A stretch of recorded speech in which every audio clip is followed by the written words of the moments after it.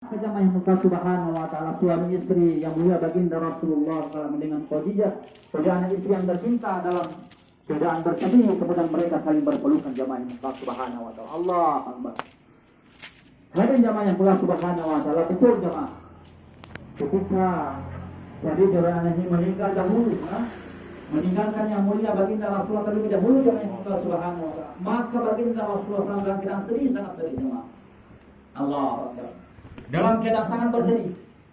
Kemudian jamaah yang Allah Subhanahu wa taala, kemudian baginda Rasulullah SAW ini dalam kerja usaha atas agama, usaha atas hidayah ini terus dilakukan jamaah, sehingga beliau ini jamaah yang Allah Subhanahu wa taala, untunglah ketika beliau kerja masih agama ini, kerja usaha dakwah ini, ada pamannya yang setia, Allah Akbar, yaitu Abu Thalib jamaah.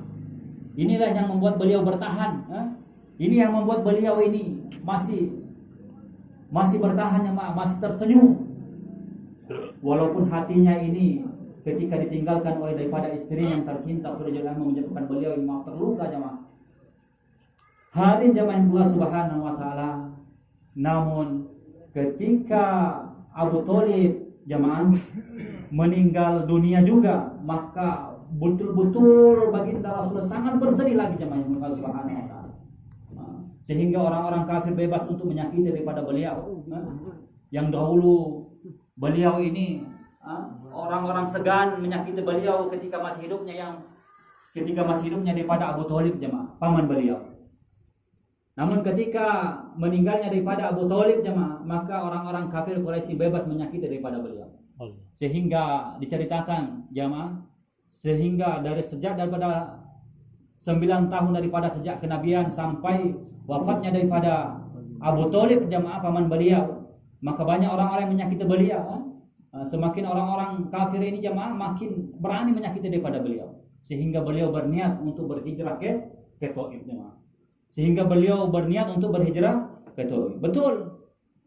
Ketika beliau berhijrah ke Taif, yang dimana harapan beliau, yang dimana di Taif ini ada kabilah Thaqif namanya. Kabilah Thaqif kabilah yang terbanyak anggotanya. Sehingga beliau berharap mudah-mudahan orang-orang Taif ini, orang kabilah daripada Thaqif ini menerima daripada beliau, sehingga akan dijadikan daripada pusat penyebaran Islam daripada Taif ini. Tetapi jamaah yang Allah Subhanahu wa taala, ketika beliau yang mulia baginda Rasulullah sallallahu alaihi wasallam sampai ke Taif, Allah Akbar, apa yang terjadi jamaah yang muliakan Allah? Orang-orang Taif ini bukannya menyambut dengan baik, bukannya menyambut dengan baik, tetapi malah orang-orang Taif ini menyambut dengan beliau dengan buruk sekali jemaah. Ada 3 tokoh yang didatanginya. Yang satunya mengatakan, "Hai, siapa kamu? Apakah ada orang selain kamu yang diutus oleh Allah Subhanahu wa taala?" Kemudian ada yang berkata jemaah, Apakah ada orang yang lebih pantas diangkat Nabi selain kamu? Ini kata orang-orang Taif jamaah. Sehingga kalau kamu benar, kamu adalah Nabi, maka itu tidak akan bisa mendatangkan bencana bagi kami. Apabila itu benar, apabila itu kamu berdusta, maka kami tidak akan berbicara dengan orang yang berdusta jamaah. Allah Akbar. Maka sakit hati beliau jamaah yang Allah Subhanahu, kecewa daripada yang mulia baginda Rasulullah sallallahu alaihi wasallam jamaah. Allah Akbar. Maka jamaah yang Allah Subhanahu wa taala, maka orang-orang Taif ini mengusir daripada beliau, sehingga orang-orang Taif menyuruh daripada pemuda jamaah mengikuti daripada yang mulia baginda Rasulullah sallallahu alaihi wasallam, mengejar beliau, kemudian melempari beliau. Allah, sehingga beliau dalam keadaan ketakutan, bermuluran darah jamaah. Allah, sehingga berdoalah beliau. Dalam doa beliau jamaah yang Allah Subhanahu wa taala, maka didengarkan oleh Allah Subhanahu wa taala. Allah, sehingga Allah Subhanahu wa taala mengutus daripada malaikat Jibril alaihissalam. Wahai kekasih Allah Subhanahu wa taala telah mendengar daripada cerita engkau. Allah Subhanahu wa taala telah mendengar daripada doa engkau. Allah Subhanahu wa taala memerintahkanku untuk menyampaikan kepada engkau. Kalau engkau mau, maka akan kusuruh daripada malaikat penjaga gunung yang ada di Taif ini jamaah, yang ada di kota Mekah ini untuk daripada membenturkan daripada kota Taif ini jamaah. Tapi apa kata yang mulia baginda Rasulullah sallallahu alaihi wasallam? Wahai Jibril, Aku diutus ini bukan untuk mengadab, kata Jibril, kata baginda Rasulullah sallallahu alaihi wasallam, tapi aku diutus ini sebagai rahmatan lil alamin, sebagai rahmat sebagai seluruh alam jemaah. Keselamatan untuk seluruh alam ini jemaah. Allah Subhanahu wa taala. Allah Akbar. Maka hadirin jemaah yang Allah Subhanahu wa taala, maka ketika dalam keadaan bersedih beliau tidak menerima, orang-orang Taif tidak menerima daripada dakwah beliau, ajakan beliau bagaimana orang-orang Taif ini mau menerima daripada Islam. Maka ketika beliau pulang lagi ke Mekah Al-Mukarramah jamaah, maka beliau tertidur daripada Masjidil Haram. Maka dalam keadaan tertidur beliau jamaah Allah Subhanahu wa taala, maka bermimpilah beliau. Ada perintah untuk apa? Untuk Isra dan Mi'raj jamaah Allah Subhanahu wa taala. Di dalam Quran ada surat Bani Israil jamaah Allah Subhanahu wa taala. Ayat yang pertama itu Subhanalladzi asra bi abdihi lailan minal masjidil haram ilal masjidil aqsa alladzi barakna haulahu linuriyahu min ayatina innahu huwas samiul basir jemaah. Allahu akbar. Subhanalladzi, segala puji bagi Allah yang telah memperjalankan hambanya yang Allah Subhanahu wa taala, yaitu dari Masjidil Haram ke Masjidil Aqsa, serta apa jemaah, serta memberikan berkah pada tempat sekelilingnya. Supaya apa? Supaya hendak kami memperlihatkan tanda-tanda kebesaran kami, sebagian daripada tanda-tanda kebesaran kami, kata Allah Subhanahu wa taala. Sesungguhnya Allah Subhanahu wa taala Maha mendengar lagi Maha mengetahui jemaah. Maka hadirin jemaah yang Allah Subhanahu wa taala, jadi diperjalankannya yang mulia baginda Rasulullah SAW ini dalam rangka pada Isra Mi'raj ini, dalam rangka menerima daripada perintah daripada salat jamaah. Karena dalam keadaan bersedihlah beliau ini, kata ulama, pernah saya mendengar seorang ulama berkata jamaah, karena dalam keadaan sedih beliau ditinggalkan daripada istri beliau Khadijah anha. Kemudian dalam keadaan bersedih beliau ditinggalkan daripada paman beliau Abu Thalib yang telah membantu beliau kerja dalam agama ini. Kemudian dalam keadaan bersedih pula ketika beliau hijrah ke Taif, maka tidak diterimanya beliau oleh orang-orang Taif jemaah. Maka turunlah perintah Allah Subhanahu wa taala, yaitu Isra dan Mi'raj jemaah. Dalam rangka perjalanan baginda Rasulullah sallallahu alaihi wasallam ke langit jemaah. Ke Sidratul Muntaha. Allah Akbar. Ini dalam rangka apa? Dalam rangka perjalanan untuk menerima daripada hadiah, kado istimewa daripada Allah Subhanahu wa taala, daripada apa? Daripada salat jemaah. Maka di jamaah yang Allah Subhanahu wa taala, dalam perjalanan baginda Rasulullah SAW ini, yang dimana bukan perjalanan sendirian beliau, tetapi diperjalankan oleh Allah Subhanahu wa taala. Allah Subhanahu wa taala yang perjalankan daripada yang mulia baginda Rasulullah sallallahu alaihi wasallam. Ketika beliau dalam perjalanan, maka beliau ini singgah daripada Baitul Laham. Sebelum naik ke atas langit jemaah, maka beliau bersinggah di mana? Di Baitul Laham. Di mana Baitul Laham ini adalah tempat kelahiran daripada Nabi Isa alaihissalam. Maka ulama katakan jemaah yang Allah Subhanahu wa taala bahwa Baitul Laham ini tempatnya daripada kelahiran Nabi Isa alaihissalam. Ini menunjukkan, ingin memberitahukan kepada baginda Rasulullah sallallahu alaihi wasallam bahwa lihat Nabi Isa alaihissalam ketika dulu mengajak daripada kaumnya ini taat kepada Allah Subhanahu wa taala, maka beliau dikejar-kejar jemaah. Beliau dikejar-kejar oleh kaumnya Nabi Isa alaihissalam. Kemudian beliau diselamatkan oleh Allah Subhanahu wa taala dengan diangkatnya ke langit jemaah. Ini menunjukkan, ingin bertukan kepada Nabi yang mulia baginda Rasulullah SAW bahwa orang yang usaha atas agama jemaah, orang mengajak taat kepada Allah Subhanahu wa taala, Allah Subhanahu wa taala akan muliakan dia. Allah Subhanahu wa taala akan muliakan dia jemaah. Bukannya manusia ini memburunya, kemudian susah-susah dihinakan manusia, bukannya malah mendapat hinaan daripada Allah Subhanahu wa taala, tetapi malah akan dimuliakan oleh Allah Subhanahu wa taala. Begitu pun jamaah Allah Subhanahu wa taala ketika masih belum naik ke langit, maka baginda Rasulullah SAW ini singgah di tempat kuburan yang paling wangi, dikatakan. Di tempat yang paling wangi. Kemudian baginda Nabi SAW bertanya kepada Jibril, ini kuburan siapa ini? Ternyata kuburannya adalah istri daripada Fir'aun laknatullah, yaitu kuburannya daripada Aisyah.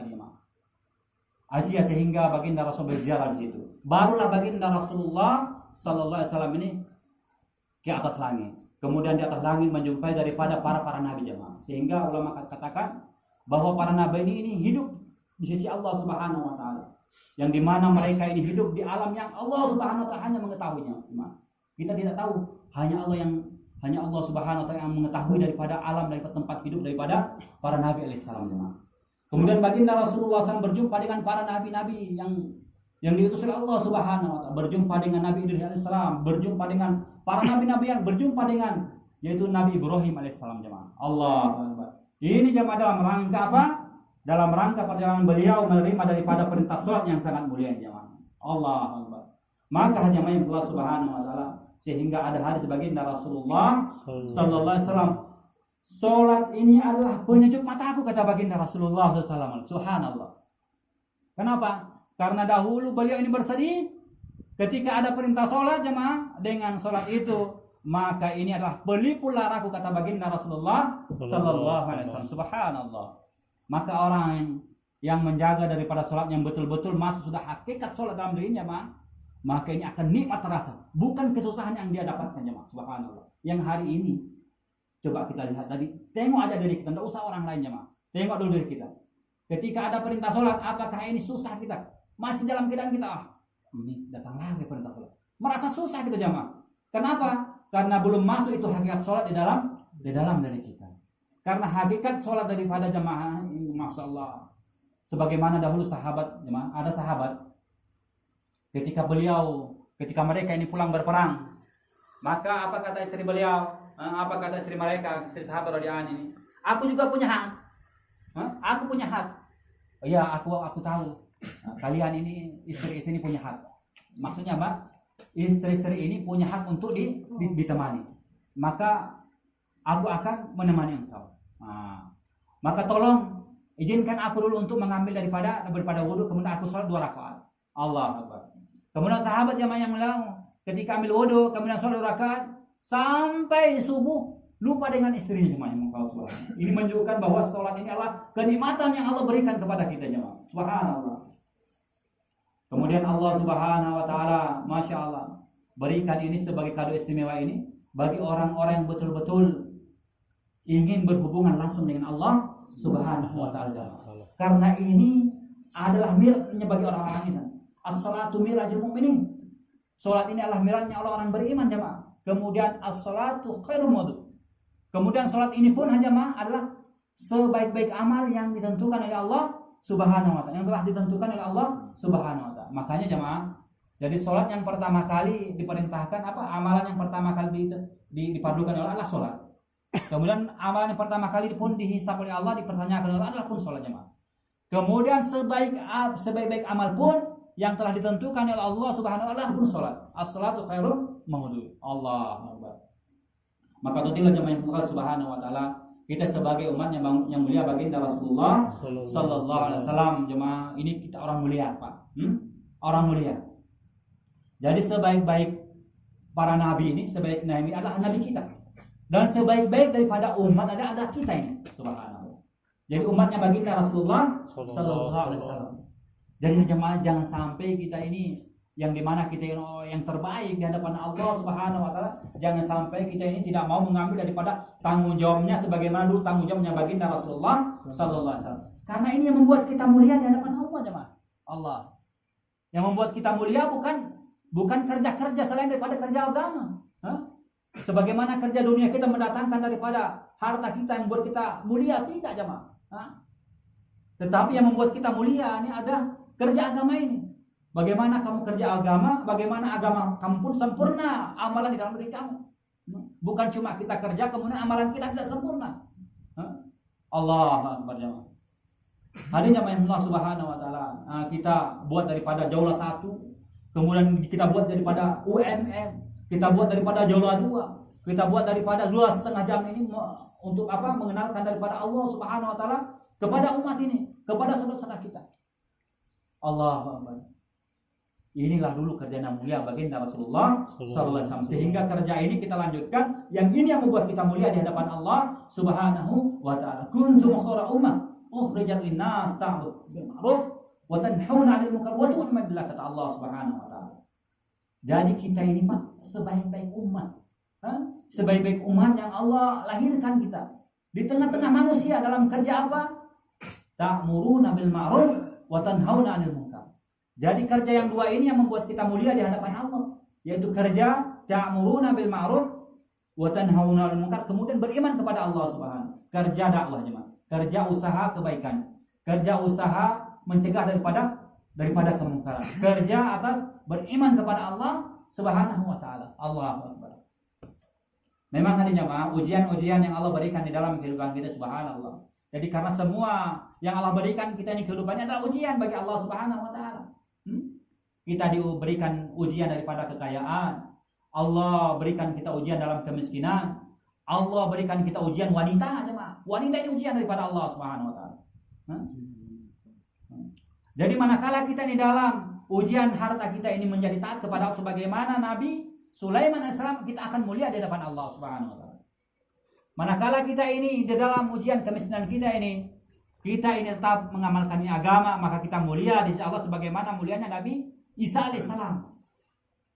Kita ini akan mulia jemaah yang Allah Subhanahu wa taala. Manakala kita yang diuji wanita tetap dalam ketaatan kepada Allah, kita akan mulia sebagaimana nabi-nabi yang banyak istrinya. Siapa mereka? Nabi Daud alaihissalam. Ratusan istrinya, Pak. Allah. Nah, Nabi itu tidak ada yang satu istrinya. Allah. Subhanallah. Tetapi satu ini, dua, tiga, empat ini, bagaimana kita ini satu, dua, tiga ini, tetapi kita hubungan dengan Allah Subhanahu wa taala. Kita kenalkan mereka agamanya Allah Subhanahu wa taala. Baru kita mulia di hadapan Allah Subhanahu. Kalau tidak bisa jemaah kita kenalkan cukup satu. Tidak usah repot-repot ambil 2, 3, 4 jemaah. Kalau kita tidak bisa mengenalkan mereka kepada Allah Subhanahu wa taala jemaah. Karena apa? Karena ini tanggung jawab kita. Satu saja punya tanggung jawab kita satu. 2 bertambah tanggung jawab kita lagi jemaah. 3 bertambah lagi tanggung jawab kita. 4 apalagi jemaah dengan Allah Subhanahu wa taala. Maka apa kata? Kalau tidak bisa 2, 3, 4 maka cukup 1. Kalau tidak bisa adil jemaah. Adilnya di sini jemaah, adil dalam agama, adil dalam segala-galanya. Maksudnya kita kenalkan mereka kepada Allah Subhanahu wa taala. Kita kenalkan mereka dalam syariat agama jemaah. Kalau mereka tidak menerima, serahkan kepada Allah Subhanahu wa taala. Yang penting kita ada usaha. Allah. Hadirin jemaah yang Allah Subhanahu wa taala, kita ini adalah orang yang mulia, Pak. Jadi kita ini semuanya orang surga. Nah, jadi umatnya Nabi ini, Pak, semuanya ini orang surga ini. Baginda Rasulullah SAW kata, kullu ummati yadkhuluna jannata illa man aba, kata baginda Rasulullah. Kullu ummati yadkhuluna jannata illa man aba. Jadi semua umatku masuk surga Allah, kecuali yang tidak mau, kata baginda Rasulullah. Kemudian sahabat bertanya, siapa yang tidak mau? Wahai Rasulullah, siapa yang tidak mau itu yang masuk surga itu orang yang mentaati, kata baginda Rasulullah SAW. Yang tidak mau itu orang yang tidak mau menghidupkan daripada sunnah, kata orang yang enggak. Allah. Jadi Pak, kita ini semua akan masuk surga. Tetapi ada orang-orang yang tidak mau masuk surga. Siapa mereka? Yang tidak mau mengamalkan ini agama sebagaimana yang dicontohkan yang mulia baginda Rasulullah sallallahu alaihi wasallam. Allah Akbar. Hari jemaah yang mulia Subhanahu wa taala, kita ini sedang berada di bulan yang sangat mulia jemaah. Di mana bulan ini ada sejarah. Sebagaimana tadi saya ceritakan sejarahnya baginda Rasulullah SAW ini, sejarah ini mengambil perintah yang sangat mulia. Perintah yang dahulunya ketika baginda Rasulullah ini ada perintah untuk 50 kali. Ketika beliau ini turun maka berjumpa dengan nabi-nabi, maka umatmu tidak akan sanggup. Kaummu tidak akan sanggup. Umatmu tidak akan sanggup dengan 50 waktu. Maka kembali lagi. Kemudian kembali lagi, kembali sampai berapa kali, Pak? Baru 5 jemaah, baru diterimalah. Ini keterlaluan sekali 5 ini kok nggak bisa. Tetapi masih berat juga jemaah Allah Subhanahu wa taala. Allah masih berat juga. Kita sudah lagi azan masih asik-asik kita berbicara dengan keluarga kita, dengan anak-anak kita jemaah. Berat kita jemaah. Allah. Maka untuk itulah jemaah Allah Subhanahu wa taala, agama ini akan mulia kita, Pak. Kalau ada agama di dalam diri kita. Ini telah diceritakan oleh Allah Subhanahu wa taala kisah-kisah mereka yang tidak mau menerima agama jemaah. Mereka yang tidak mau menerima agamanya maka susah mereka. Mereka dihinakan oleh Allah Subhanahu wa taala. Tapi mereka yang mau menerima agama, mereka mulia di sisi Allah Subhanahu wa taala. Mulia di dunia, akhirat pun dimuliakan oleh Allah Subhanahu wa taala. Mereka yang menentang, yang tidak mau menerima agama, itu mereka Qarun laknatullahi, Fir'aun, Namrud, Ubay bin Khalaf. Semuanya mereka ini adalah menentang daripada apa? daripada Allah Subhanahu wa taala. Mereka siapa? Yang mau yang menerima agama kemudian dimuliakan oleh yaitu para nabi. Para nabi alaihissalam, baginda Rasulullah sallallahu alaihi wasallam. Kemudian orang-orang yang mau mengikutinya jemaah, siapa mereka? Sahabat baginda Rasulullah sallallahu alaihi wasallam. Kemudian sesudahnya tabi'in, tabi'in, kemudian wali-wali Allah. Dan hari ini kita jemaah yang Allah Subhanahu wa taala. Kita akan mulia di sisi Allah Subhanahu wa taala. Manakala kita ini ada agama dalam diri kita, ada iman, ubudiyah kita benar, kemudian muamalah, muasyarah akhlak kita jemaah. Sehingga kita mulia di sisi Allah Subhanahu wa taala. Hadirin jemaah yang Allah Subhanahu wa taala, jadi untuk mendatangkan perkara kita ini keyakinan betul bisa menjaga daripada sholat kita yang mulia ini, masya Allah. Maka kita ini perlu kekuatan di dalam diri kita, Pak. Perlu kekuatan di dalam diri kita. Kalau tidak ada kekuatan di dalam diri kita, redup kekuatan itu dalam diri kita, maka kita tidak akan mudah, kita tidak akan mampu melaksanakan perintah yang sangat besar ini, Pak. Sebagaimana bola ini, bola lampu ini lampu listrik ini kalau sedikit masuk daripada kekuatan strongnya jemaah, maka pun itu lampu itu akan redup dia. Coba kalau kita ini menyalakan genset, Pak, kalau kita ini turunkan daripada gasnya, maka itu lampu akan redup. Kemudian kita kecilkan lagi, malah tidak akan menyala jemaah. Begitupun kekuatan yang ada di dalam diri kita ini, yaitu kekuatan imaniyah, yakin kita hanya kepada Allah Subhanahu wa taala jemaah. Kalau yakin itu benar, sempurna hanya kepada Allah, maka apapun perintahnya berat bagaimanapun jemaah, maka kita akan mudah melaksanakan daripada perintah Allah Subhanahu wa taala. Allahu akbar jemaah. Kita akan tersenyum sebagaimana dulu sahabat ketika datang perintah Allah Subhanahu, mereka bergembira, mereka tersenyum jemaah. Allahu akbar. Subhanallah. Kenapa? Karena ini adalah perintah daripada Sang Pencipta daripada alam dunia jemaah yang Allah Subhanahu wa taala. Allahu akbar. Sehingga ketika mereka ini mendapatkan daripada kematian, tersenyum mereka. Tersenyum mereka. Sebagaimana mereka sahabat-sahabat yang ini mereka sahih.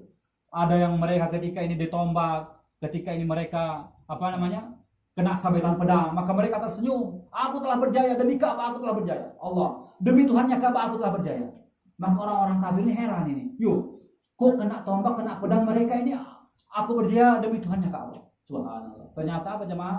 Ternyata karena beranggapan mereka kalau saya meninggal dunia mati, maka saya akan mendapatkan janji daripada Allah Subhanahu wa taala, yaitu surga daripada Allah Subhanahu, yang dimana kenikmatan mengalahkan segala-gala kenikmatan daripada di alam dunia ini jemaah Allah Subhanahu wa taala. Allah Subhanallah. Maka itulah jemaah Allah Subhanahu wa taala, ada usaha untuk mendatangkan keyakinan supaya kita mudah melaksanakan daripada perintah Allah, memasukkan daripada strom ke dalam lampu ini, maka kita punya usaha. Kita pergi start daripada gensetnya, kemudian kita naikkan gasnya 220 volt. 220 voltasenya harus 220. Sempurna jemaah. Itu sudah sempurna. Kalau melebihi maka akan meledak dia.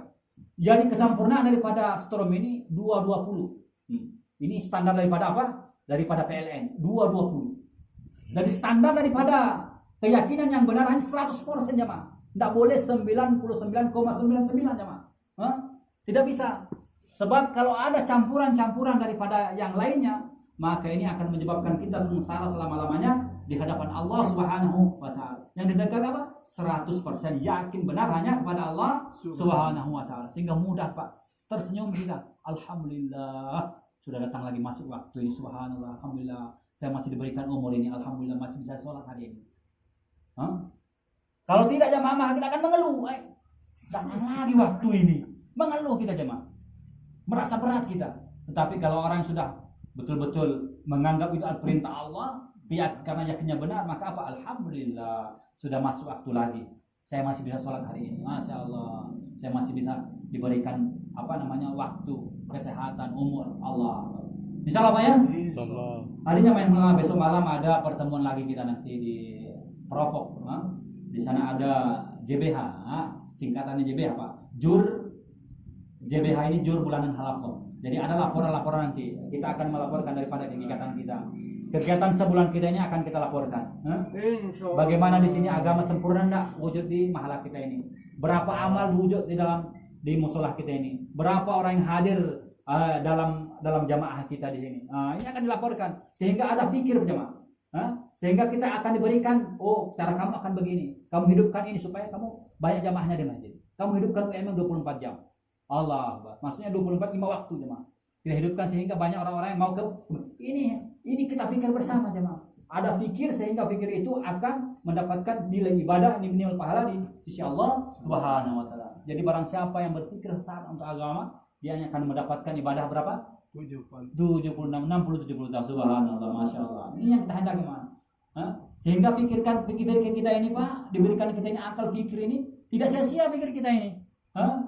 Manakala kita gunakan untuk fikir agama, maka ini bernilai di hadapan Allah. Fikir kamu, akal kamu ini masya Allah, sehingga kamu dapat pahala 60-70 tahun. Insyaallah Pak ya, kita niat ya. Dengan sama-sama untuk hadir besok malam ini, masya Allah. Jadi besok malam kita sebelum maghrib, maka kita sudah berangkat ke sana. Insyaallah Pak ya. Kita lakukan persiapan Pak. Kita sebelum ini kita akan merayakan di sini. 27 Rajab nanti, hari Jumat depan ya, malam Jumat depan. Sebenarnya ini salah malam Jumat dia ini bertepatan dengan malam mereka kita. Ya begitulah. Kalau orang paham itu harus difikirkan semua. Ini. Insyaallah ya. Berbenturan ya. Jadi ini bagusnya kalau kita musyawarahkan dulu. Dimusyawarahkan apalagi masya Allah. Supaya apa? Supaya kan namanya peringatan bisa saja. Kapan saja bisa dia lewat apa-apa dia. Ya begitulah. Mungkin ilhamnya juga orang-orang tua kita mungkin ingin bertepatan dengan malam Jumat. Wallahu a'lam. Insyaallah ya, banyak-banyak istighfar kita kepada Allah Subhanahu wa taala. Subhanakallahumma wa bihamdika asyhadu an la ilaha illa anta astaghfiruka wa atubu ilaik. Assalamualaikum warahmatullahi wabarakatuh.